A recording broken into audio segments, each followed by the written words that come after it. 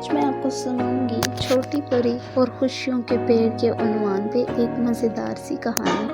کہیں بہت دور ایک جادوئی جنگل تھا۔ وہ جنگل اتنا خوبصورت تھا کہ رنگ برنگے پھول ہر جگہ کھلے رہتے، درختوں کی شاخیں جگمگاتی روشنی سے روشن رہتی، اور ہر رات ننھی ننھی جگنو اپنی روشنی سے ہوا میں ستارے بنا دیتے۔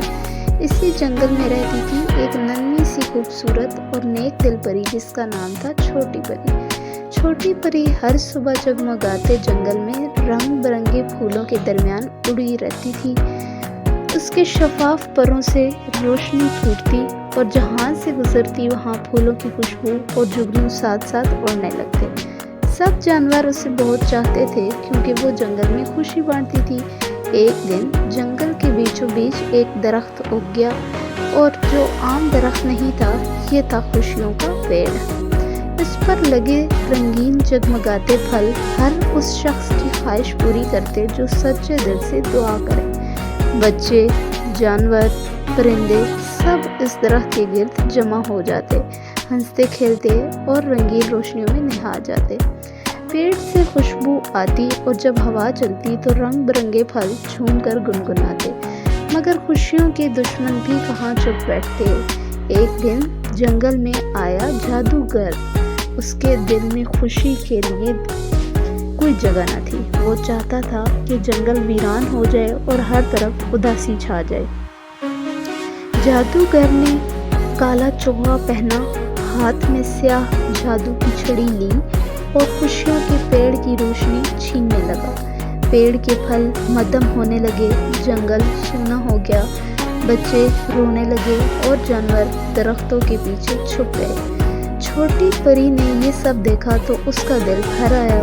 وہ ہار ماننے والی نہیں تھی۔ اس نے اپنے چھوٹے جادوئی پھول اور جگنو جمع کیے اور جادوگر کا سامنا کرنے چل پڑی۔ اندھیرے جنگل میں ننھی پری جگمگاتے جگنوؤں اور روشنی لیے پھولوں کے ساتھ جادوگر کے سامنے آئی۔ اس نے اپنی جادوئی روشنی سے جادوگر کا اندھیرا ختم کیا اور جگنوؤں نے جادوگر کو روشنی کے جال میں قید کر لیا۔ جادوگر کی طاقت ختم ہو گئی اور وہ جنگل سے بھاگ گیا۔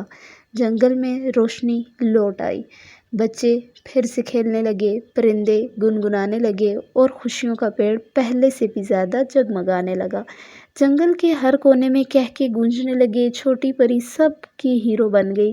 جنگل کے جانوروں نے جشن منایا اور عہد کیا کہ ہمیشہ خوشیاں بانٹتے رہیں گے۔ اس لیے جو دل سے سچا ہو، ہمت نہ ہارے اور دوسروں کی خوشی کی چاہت رکھتا ہو، وہ کہیں بھی برائی کو ہرا سکتا ہے۔ پیارے پیارے بچوں، اس ویڈیو کو لائک کرنا مت بھولیے گا اور سبسکرائب کرنا بھی مت بھولیے گا۔ ملیں گے ہم دوبارہ ایک ایسی ہی مزیدار سی کہانی کے ساتھ۔ آپ اپنے کمنٹس میں ضرور شیئر کریے گا کہ آپ کو ہماری کہانی کیسی لگی۔